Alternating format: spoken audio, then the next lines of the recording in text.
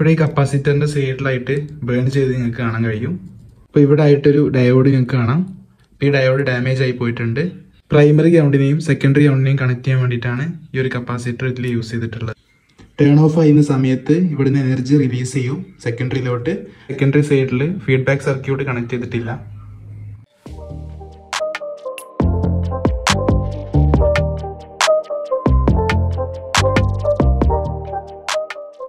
Hi friends, ഇന്ന് എത്തിയിട്ടുള്ളത് SMPS അഡാപ്റ്ററുമായിട്ടാണ്.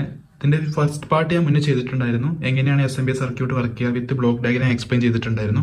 നമ്മൾ സർക്യൂട്ട് ഡയഗ്രം വെച്ചിട്ട് കംപ്ലീറ്റ് SMPS അഡാപ്റ്റർ എക്സ്പ്ലെയിൻ ചെയ്യാൻ പോവുകയാണ്. എങ്ങനെയാണ് ഇത് വർക്ക് ചെയ്യുന്നത്, എങ്ങനെയാണ് ഇതിൽ ഓരോ കമ്പോണൻസും ഈ ഒരു സർക്യൂട്ടിൽ യൂസ് ചെയ്യുന്നത്, എങ്ങനെയാണ് ഈ സർക്യൂട്ട് വർക്ക് ചെയ്യുന്നത് എന്നുള്ള കംപ്ലീറ്റ് എക്സ്പ്ലനേഷൻ വിത്ത് സർക്യൂട്ട് ഡയഗ്രം തരുന്നുണ്ട്. അപ്പോൾ ഈ ഒരു സർക്യൂട്ട് ബോർഡിന്റെ സർക്യൂട്ട് ഡയഗ്രം ആദ്യം നോക്കിയിട്ട് നമുക്ക് ഈ സർക്യൂട്ട് ബോർഡിലോട്ട് തിരിച്ചു വരാം. എല്ലാ SMPS സർക്യൂട്ടും ഏകദേശം ഒരുപോലെ തന്നെയാണ് വർക്ക് ചെയ്യുക. അപ്പോൾ ഇവിടെ ചെറിയ ചെറിയ ലൈറ്റ് ആയിട്ടുള്ള ചെറിയ വേരിയേഷൻസ് ഉണ്ടാവും. അപ്പോൾ നമുക്ക് നോക്കാം ഇവിടുത്തെ എന്തൊക്കെയാണ് വേരിയേഷൻസ് ആണ് ഈ നോർമൽ SMPS സർക്യൂട്ടിന് ഈ ഒരു സർക്യൂട്ടിലുള്ളത്, എങ്ങനെയാണ് SMPS സർക്യൂട്ട് വർക്ക് ചെയ്യാൻ നമുക്ക് നോക്കാം. അപ്പോൾ അതിൻ്റെ ഒരു ബേസിക് വീഡിയോ മുന്നേ ചെയ്തിട്ടുണ്ടായിരുന്നു. ബ്ലോക്ക് ഡയഗ്രം ഒക്കെ വെച്ചിട്ട് ഞാൻ എക്സ്പ്ലെയിൻ ചെയ്തിട്ടുണ്ടായിരുന്നു. അപ്പോൾ നമുക്ക് ഇനി സർക്യൂട്ട് ഡയഗ്രം നോക്കിയിട്ട് ഈ ഒരു ബോർഡിലോട്ട് തിരിച്ചു വരാം. അപ്പോൾ ഇതാണ് ഒരു SMPS circuit. Okay, circuit diagram ഞങ്ങൾക്ക് ഇവിടെ കാണാൻ കഴിയും. അപ്പോൾ ഈ ഒരു പാർട്ടാണ് ഇൻപുട്ട് സെക്ഷൻ ആണിത്. ഇൻപുട്ട് സെക്ഷൻ നമ്മളിവിടെ AC ആയിരിക്കും ഇൻപുട്ട്. ഏകദേശം 85 വോൾട്ട് മുതൽ 265 വോൾട്ട് വരെ നമുക്കിവിടെ ഇൻപുട്ടിൽ കൊടുക്കാൻ കഴിയും. അപ്പോൾ ഇവിടെ ഫേസ് L, ന്യൂട്രൽ N കൊടുത്തിട്ടുണ്ട്. അത് കഴിഞ്ഞിട്ട് ഒരു ഫ്യൂസുമായി ഒരു പ്രൊട്ടക്ഷൻ ആയിട്ട് ഇൻപുട്ട് സെക്ഷനിൽ ഫ്യൂസ് മാത്രമേ കൊടുത്തിട്ടുള്ളൂ ഒരു സർക്യൂട്ടിൽ. അത് ഞാൻ മുന്നേ പറഞ്ഞിട്ടുണ്ടായിരുന്നു. പല SMPS സർക്യൂട്ടിലും പ്രൊട്ടക്ഷൻ ഡിഫറെൻ്റ് ആയിരിക്കും. ഇവിടെ ഫ്യൂസ് മാത്രമാണ് കൊടുത്തിട്ടുള്ളത്. ഫേസ് ഉണ്ട്, ന്യൂട്രൽ ഉണ്ട്. ഫ്യൂസ് ഫേസിന് സീരീസ് ആയിട്ട് കണക്ട് ചെയ്തിട്ടുണ്ട്. അത് കഴിഞ്ഞിട്ട് ഫസ്റ്റ് ഇൻപുട്ട് ആദ്യത്തെ പാർട്ട് എന്ന് പറയുന്നത് AC DC ആക്കി മാറ്റുക എന്നുള്ളതാണ്. അപ്പോൾ അതിന് വേണ്ടിയിട്ട് ഇവിടെ ബ്രിഡ്ജ് റെക്ടിഫയർ കണക്ട് ചെയ്തിട്ടുണ്ട്. അപ്പോൾ AC ആയിട്ടുള്ള ഇൻപുട്ട് DC ആവും. അപ്പോൾ അതിനകത്ത് റിപ്പിൾസ് കാര്യങ്ങളൊക്കെ ഉണ്ടാവും. അപ്പോൾ ആ നോയ്സിനെ റിമൂവ് ചെയ്യാൻ വേണ്ടിയിട്ട് ഒരു ഫിൽറ്റർ കപ്പാസിറ്റർ യൂസ് ചെയ്തിട്ടുണ്ട്. അപ്പോൾ നമുക്ക് ഫിൽറ്റർ DC കിട്ടും. ഓക്കെ, അത് കഴിഞ്ഞതിന് ശേഷം നമുക്ക് ചെയ്യേണ്ടത് നമുക്കറിയാം AC DC ആക്കി മാറ്റി ഇനി ഈ ഒരു പാർട്ട് കണക്ട് ചെയ്യേണ്ടത് ഒരു ഫ്ലൈബാക്ക് ട്രാൻസ്ഫോമറിലോട്ടാണ്. ഇപ്പോൾ ഫ്ലൈബാക്ക് ട്രാൻസ്ഫോമർ വർക്ക് ചെയ്യണമെങ്കിൽ അതിൻ്റെ ഇൻപുട്ട് സെക്ഷനിൽ ഹൈ ഫ്രീക്വൻസി സിഗ്നൽസ് വരണം. എങ്കിലും ഒരു ഫ്ലൈബാക്ക് ട്രാൻസ്ഫോമർ വർക്ക് ചെയ്യുള്ളൂ. kHz to MHz റേഞ്ച് ആയിരിക്കും ഒരു ഫ്ലൈബാക്ക് ട്രാൻസ്ഫോമറിന്റെ ഇൻപുട്ട് എന്ന് പറയുന്നത്. അപ്പോൾ ഇവിടെ നമ്മുടെ കയ്യിലുള്ളത് 50 Hz 60 Hz ഇൻപുട്ട് ആയിരിക്കും. ഇപ്പോൾ ഇന്ത്യയിലാണെങ്കിൽ 50 Hz ആയിരിക്കും ഫ്രീക്വൻസി. അപ്പോൾ അതിനെ ഹൈ ഫ്രീക്വൻസി സിഗ്നലാക്കി മാറ്റാൻ വേണ്ടിയിട്ട് ഹൈ ഫ്രീക്വൻസി സ്വിച്ചിങ്ങിന് വേണ്ടിയിട്ട് ഇവിടെ ഒരു PWM കൺട്രോൾ IC വെക്കും. ഈ ഒരു ICയുടെ അകത്ത് ഈ പറഞ്ഞ ഫ്രീക്വൻസി കുറഞ്ഞ സിഗ്നൽസിനെ ഹൈ ഫ്രീക്വൻസി സിഗ്നലാക്കി മാറ്റും. അതിനകത്തൊരു PWM കൺട്രോളർ ഒരു PWM കൺട്രോളർ ഉണ്ടാവും. അപ്പോൾ ഈ ഇൻബിൽട്ട് ആയിട്ട് ഈ ഒരു ICൻ്റെ അകത്ത് ഒരു ഓസിലേറ്റർ കാര്യങ്ങൾ ഉണ്ടാവും. അതുപോലെ പവർ ട്രാൻസിസ്റ്ററും MOSFET ഒക്കെ ഉണ്ടാവും. അപ്പോൾ ഈ MOSFETൻ്റെ ഒക്കെ ഗേറ്റ് ടെർമിനൽസിലോട്ട് PWM സിഗ്നൽസ് വേണം. അപ്പോൾ PWM സിഗ്നൽസ് ജനറേറ്റ് ചെയ്യുന്ന ഒരു IC ആയിരിക്കും ഇത്. അപ്പം ഇൻബിൽട്ട് ആയിട്ട് ഇന്റഗ്രേറ്റഡ് ആയിട്ട് ഒരുപാട് സർക്യൂട്ട് കാര്യങ്ങളൊക്കെ ഉണ്ടാവും. നമുക്ക് നോക്കാം എങ്ങനെയാണ് ഇത് വർക്ക് ചെയ്യുന്നത്. അപ്പോൾ ആദ്യം AC വരുന്നു. ഇൻപുട്ടിൽ നമ്മൾ 85 വോൾട്ട് 265 വോൾട്ട് AC ഇൻപുട്ട് കൊടുക്കുന്നു. അതിനെ DC ആക്കി ഈ ഒരു ബ്രിഡ്ജ് റെക്ടിഫയർ കൺവേർട്ട് ചെയ്യുന്നു. ഈ ഒരു ഫിൽറ്റർ കപ്പാസിറ്റർ യൂസ് ചെയ്തിട്ട് റിപ്പിൾസിനെ റിമൂവ് ചെയ്ത് നമുക്ക് ഫിൽറ്റർ DC കിട്ടുന്നു. ഇപ്പോൾ ഇവിടെ വെച്ചിട്ട് നമ്മൾ ഹൈ ഫ്രീക്വൻസി സിഗ്നൽസിനെ വീണ്ടും ജനറേറ്റ് ചെയ്യുന്നു. എന്ന് പറഞ്ഞാൽ AC DC ആക്കി വീണ്ടും ഇവിടെ AC ആക്കുകയാണ് ചെയ്യുന്നത്. എന്നിട്ട് ഈ ഒരു പാർട്ടി നമ്മൾ ഈ ഒരു ട്രാൻസ്ഫോമറിലോട്ട് കൊടുക്കും. ഇതൊരു ഫ്ലൈബാക്ക് ട്രാൻസ്ഫോമർ ആണ്. ഇവിടെ വെച്ചിട്ടാണ് ഹൈ വോൾട്ടേജിനെ ലോ വോൾട്ടേജിലോട്ട് കൺവേർട്ട് ചെയ്യുന്നത്.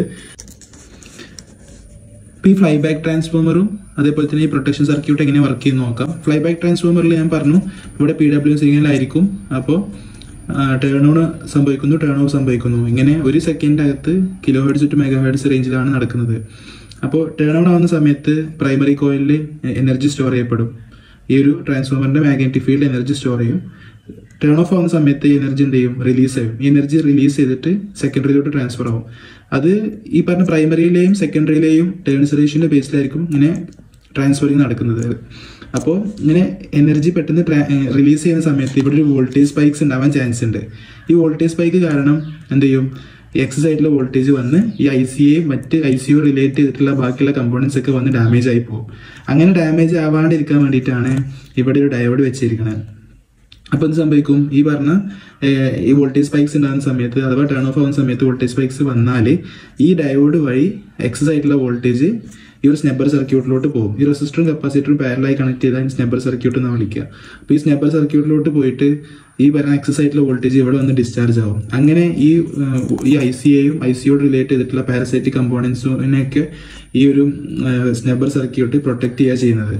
ഓക്കെ, അങ്ങനെയാണ് ഈ ഒരു പാർട്ട് വർക്ക് ചെയ്യുന്നത്. ഓക്കെ, പിന്നെ ഇവിടെ 2 റെസിസ്റ്റർ കൊടുത്തിട്ടുണ്ട്. അതെന്താണെന്ന് വെച്ച് കഴിഞ്ഞാൽ പ്രൈമറിയിൽ നിന്ന് ഇവിടെ ഫീഡ്ബാക്ക് എടുത്തിട്ടുണ്ട്.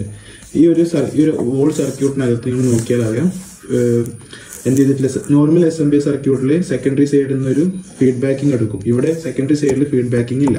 അതിന് പകരം പ്രൈമറി സൈഡിൽ നിന്നാണ് ഇവിടെ ഫീഡ്ബാക്ക് എടുത്തിട്ടുള്ളത്. അപ്പോൾ ഈ R2 R3 എന്ന് പറയുന്ന 2 റെസിസ്റ്റർ ഉപയോഗിച്ചിട്ട് ഈ ഒരു ICന്റെ അകത്തൊരു ഫീഡ്ബാക്ക് പിൻ ഉണ്ട്. ആ ഫീഡ്ബാക്ക് പിന്നിലോട്ട് കണക്ട് ചെയ്തിട്ടുണ്ട്. അപ്പോൾ പ്രൈമറിയിലുള്ള കറണ്ടിനെ വോൾട്ടേജിനെയും ഈ ഒരു ഫീഡ്ബാക്ക് സർക്യൂട്ട് വെച്ചിട്ട് ഡിറ്റക്ട് ചെയ്യുന്നു. ഇതൊരു ഫ്ലൈബാക്ക് ട്രാൻസ്ഫോമറിന്റെ ഇൻപുട്ടിനകത്ത് ഹൈ ഫ്രീക്വൻസി സിഗ്നൽ വന്നു. അപ്പോൾ ഹൈ വോൾട്ടേജ് ഉണ്ടാവും ഇപ്പോൾ ഇൻപുട്ടിൽ.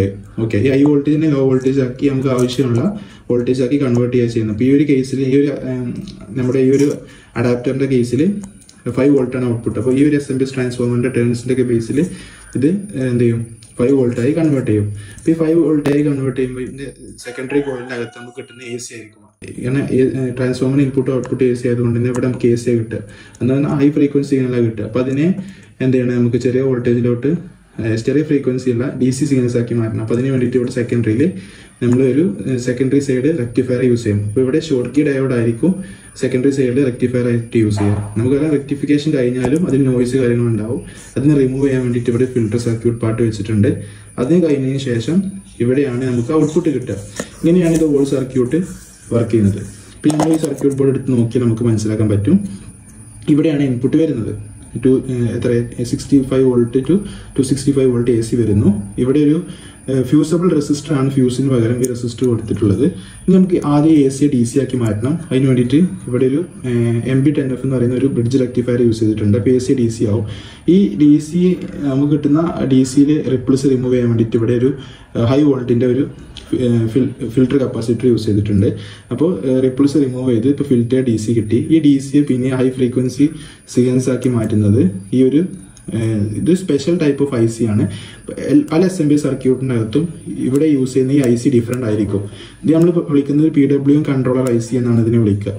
നോർമലി നമുക്ക് ഈ ഫ്ലൈബാക്ക് ട്രാൻസ്ഫോമറിന്റെ പ്രൈമറി കോയിലിനെ സ്വിച്ച് ചെയ്യിപ്പിക്കാൻ വേണ്ടിയിട്ടുള്ള ഒരു ഡിവൈസ് ആണ് ആവശ്യം. നമ്മളൊരു ട്രാൻസിസ്റ്ററോ മോസ്ഫെറ്റോ പോലത്തെ സ്വിച്ചിങ് ഡിവൈസ്. പക്ഷെ നമുക്ക് kHz to MHz റേഞ്ചിൽ സ്വിച്ച് ചെയ്യിപ്പിക്കണമെങ്കിൽ ഈ മോസ്ഫെറ്റിന്റെ ട്രാൻസിസ്റ്ററിന്റെ ഗേറ്റ് ടെർമിനൽസിലോട്ട് PWM സിഗ്നൽസ് വേണം. PWM സിഗ്നൽസ് ജനറേറ്റ് ചെയ്യാൻ വേണ്ടിയിട്ട് PWM ICs നമുക്ക് ആവശ്യമുണ്ട്. പിന്നെ ഈ ICയുടെ ഒരു പ്രത്യേകത എന്താണെന്ന് വെച്ച് കഴിഞ്ഞാൽ ഈ IC സെൽഫ് സ്റ്റാർട്ടിംഗ് ആണ്. പിന്നെ പ്രൈമറി സൈഡിലെ പീക്ക് കറണ്ട് ഡിറ്റക്ട് ചെയ്യാനുള്ള കഴിവുണ്ട്. പിന്നെ സെൽഫ് സ്റ്റാർട്ടിംഗ് ആണ്. അതുകൊണ്ട് തന്നെ നമുക്ക് ഇവിടെ നോർമൽ SMPS സർക്യൂട്ടിനകത്ത് ഈ ഒരു പ്രൈമറി കോയിലിൽ ഇത് single primary single secondary SMPS transformer ആണ്, ഫ്ലൈബാക്ക് ട്രാൻസ്ഫോമർ ആണ്. അപ്പോൾ ഇതിന്റെ അകത്ത് നോർമൽ സർക്യൂട്ടിനകത്ത് ഒരു ഓക്സിലറി വൈൻഡിങ് കൂടെ ഉണ്ടാവും. ഇവിടെ എക്സ്ട്രാ വൈൻഡിങ് ഉണ്ടാവും. അത് എന്തിനാ വെച്ചാൽ ഈ ഒരു IC സ്റ്റാർട്ട് ചെയ്യാൻ വേണ്ടിയിട്ടാണ്.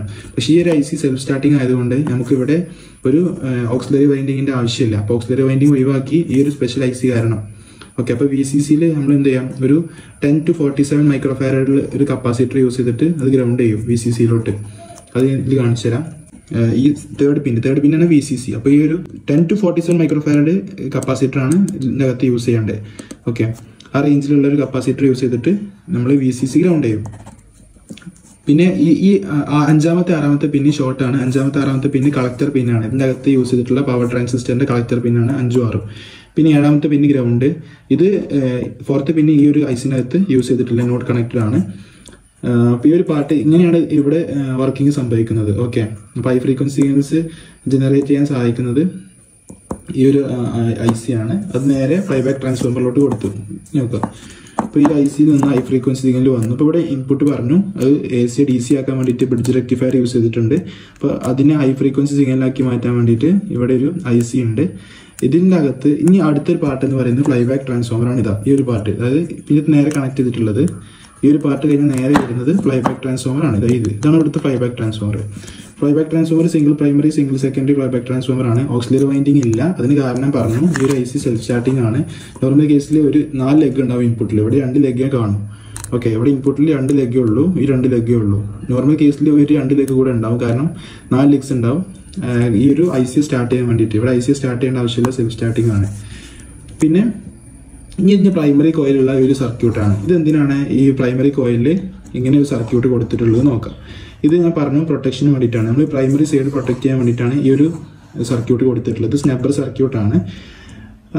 അപ്പോൾ ഈ സർക്യൂട്ടിനകത്ത് റെസിസ്റ്ററും കപ്പാസിറ്ററും ഡയോഡൊക്കെ ഏതാ ഞാൻ കാണിച്ചു തരാം. ഈ ഒരു റെസിസ്റ്ററും അതേപോലെ ഈ ഒരു കപ്പാസിറ്ററും ഈ ഒരു റെസിസ്റ്ററുമാണ് ഇവിടെ സ്നബ്ബർ സർക്യൂട്ടായിട്ട് യൂസ് ചെയ്തിട്ടുള്ളത്.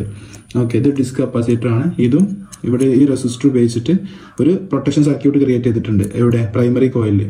ഓക്കെ, ഇപ്പോൾ ഹൈ വോൾട്ടേജിനെ ലോ വോൾട്ടേജ് ആക്കി കൺവേർട്ട് ചെയ്യും ഈ ഒരു ഫ്ലൈബാക്ക് ട്രാൻസ്ഫോമർ. അത് കാണിച്ചു തരാം. സെപ്പറേറ്റ് ചെയ്തിട്ട് കാണിച്ചിട്ടുണ്ട്. ഇത് പ്രൈമറി സൈഡ്, സെക്കൻഡറി സൈഡിൽ ഞാൻ പറഞ്ഞു ഒരു ഡയോഡാണ് ഉള്ളത്. ഇതാണ് സെക്കൻഡറി സൈഡിലെ ഡയോഡ്. ആ ഡയോഡാണ് നമ്മൾ സർക്യൂട്ട് ബോർഡ് കാണിച്ചു തരാം. ഇതാണ് സ്പെഷ്യൽ ടൈപ്പ് ഡയോഡ്, സെക്കൻഡറി സൈഡിലെ ഡയോഡ്. ഓക്കെ, ഇതൊരു ഷോർട്ട്കി ഡയോഡാണ്. പറഞ്ഞാൽ ഔട്ട്പുട്ടിലുള്ള AC-നെ DC ആക്കി മാറ്റാൻ വേണ്ടിയിട്ടാണ് ഈ ഡയോഡ്. ഓക്കെ, പിന്നെ ആ ഡയോഡിന് കഴിഞ്ഞിട്ട് ഒരു ഫിൽറ്റർ യൂസ് ചെയ്തിട്ടുണ്ട്, 2 കപ്പാസിറ്ററും ഒരു ഇൻഡക്ടറും. ഇതിനകത്ത് ഈ സർക്യൂട്ടിനകത്ത് ഇൻഡക്ടറെ കണ്ടില്ല, അതുവരെ 2 കപ്പാസിറ്റർ യൂസ് ചെയ്തിട്ടുണ്ട്. ഈ ഒരു കപ്പാസിറ്ററുമാണ് ഔട്ട്പുട്ടിൽ ഫിൽറ്ററിങ്ങിന് വേണ്ടി യൂസ് ചെയ്തിട്ടുള്ളത്. അത് കഴിഞ്ഞിട്ട് ഇവിടെ നമ്മൾ ലോഡ് എടുക്കുക ചെയ്യുന്നത്. ഓക്കെ, ഇപ്പോൾ ഏകദേശം എല്ലാ കമ്പോണൻസിനെ പറ്റിയും പറഞ്ഞിട്ടുണ്ട്. പിന്നെ ഇതിലൊരു കമ്പൗണ്ട് കൂടെ ഉണ്ട്, ഞാൻ പറഞ്ഞുതരാം. പിന്നെ 2 കപ്പാസിറ്റർ ഔട്ട്പുട്ടിലെ ഫിൽറ്ററിങ്ങിന് വേണ്ടി യൂസ് ചെയ്യുന്നു. പിന്നെ ഇത് നമ്മുടെ സ്നബ്ബർ സർക്യൂട്ടിലെ കപ്പാസിറ്ററാണ്. ഓക്കെ, പിന്നെ ഇവിടെ ഒരു കപ്പാസിറ്റർ കൂടെ ഉണ്ട്. ഈ കപ്പാസിറ്റർ എന്താണെന്ന് വെച്ചാൽ ഇതൊരു Y കപ്പാസിറ്ററാണ്. കണ്ടോ, Y കപ്പാസിറ്റർ എന്ന് പറഞ്ഞാൽ സേഫ്റ്റി കപ്പാസിറ്റർ. ഇത് CY1 എന്ന് പറഞ്ഞിട്ട് കൊടുത്തിട്ടുണ്ട്. ഇത് പ്രൈമറി ഗ്രൗണ്ടിനെയും സെക്കൻഡറി ഗ്രൗണ്ടിനെയും കണക്ട് ചെയ്യുന്ന ഒരു കപ്പാസിറ്ററാണിത്. പ്രൈമറി ഗ്രൗണ്ടിനെയും സെക്കൻഡറി ഗ്രൗണ്ടിനെയും കണക്ട് ചെയ്യുന്ന ഒരു കപ്പാസിറ്റർ.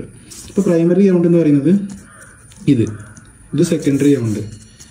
ഓക്കെ, പ്രൈമറി ഗ്രൗണ്ടും സെക്കൻഡറി ഗ്രൗണ്ടിനെയും കണക്ട് ചെയ്യാൻ വേണ്ടിയിട്ട് സേഫ്റ്റിക്ക് വേണ്ടിയിട്ടാണ് ഈ ഒരു കപ്പാസിറ്റർ യൂസ് ചെയ്തിട്ടുള്ളത്. ഇതൊരു സേഫ്റ്റി കപ്പാസിറ്ററാണ്, Y കപ്പാസിറ്റർ എന്ന് വിളിക്കും. അപ്പോൾ സേഫ് ആയിട്ട് ഗ്രൗണ്ട് ചെയ്യാൻ വേണ്ടിയിട്ടാണ് ഈ ഒരു കപ്പാസിറ്റർ യൂസ് ചെയ്യുന്നത്. ഓക്കെ, ഇത്രയേ ഉള്ളൂ ഈ ഒരു സർക്യൂട്ട്.